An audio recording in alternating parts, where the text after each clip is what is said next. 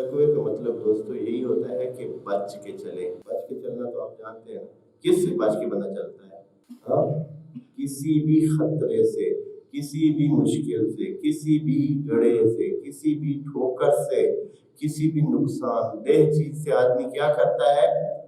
بچ کے چلتا ہے۔ خدا کریم کا کہنا یہ وَدَّت تک بچ کے چلیں۔ اس چیز سے اللہ بچ کے چلیں، یعنی وہ جو آپ کی آئندہ کی زندگی کو تباہ کرے اس سے بچ کے چلیں۔ ہم دنیا میں ویسے بہت تقویٰ کرتے ہیں، میں نے پہلے بھی دوستوں کو یہ بات عرض کی ہوئی ہے کہ ہم تقویٰ کرتے ہیں، بچ کے چلتے ہیں، سردی سے بچ کے چلتے ہیں، گرمی سے بچ کے رہتے ہیں، کھانوں میں گندے کھانوں سے بچ کے رہتے ہیں، نہ بیٹھنا ہو بدبودار جگہ سے بچ کے رہتے ہیں، پتہ نہیں کتنے ہزاروں کی چیزوں سے ہم تقویٰ اختیار کرتے ہیں اپنی زندگی میں، ہزاروں چیزوں سے تقویٰ رکھتے ہیں، بہت ساری چیزوں سے بچ کے چلتے ہیں۔ ہم بجلی سے بچ کے چلتے ہیں، دوسرے جو نقصان دہ آئٹم ہیں یا چیزیں ہیں، ہر چیز سے بچاؤ کرتے ہیں۔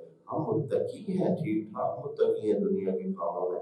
صرف کیا ہوتا ہے، خدا کریم کہتے ہیں کہ یہ تو ٹھیک ہے، تمہارے اندر جو روح ہے یہ ساری جو کام کرتے ہو یہ جسم کو بچاتے ہو، جسم کے تقویٰ میں رہتے ہو، روح کے تقویٰ میں بھی رہو، جو تمہارا اصلی چیز ہے جس نے تمہارے ساتھ جانا ہے، جو بعد میں تیرے ساتھ ہونا ہے، اس کو بھی بچا کے چلاؤ، اور تاکہ کل جو ہے نا جیسے جسم ابھی آپ بچاتے ہو کہ نقصان نہ ہو، آپ اپنے پاؤں کو بچاتے ہو، ہاتھ کو بچاتے ہو، سر کو بچاتے ہو، آنکھوں کو بچاتے ہو، کانوں کو بچاتے ہو کہ نقصان نہ ہو جائے، تاکہ کل میں بغیر کانوں کے، بغیر آنکھوں کے، بغیر مثلا کوئی اور ہاتھوں کے اور پاؤں کے زندگی گزارنی نہ پڑے۔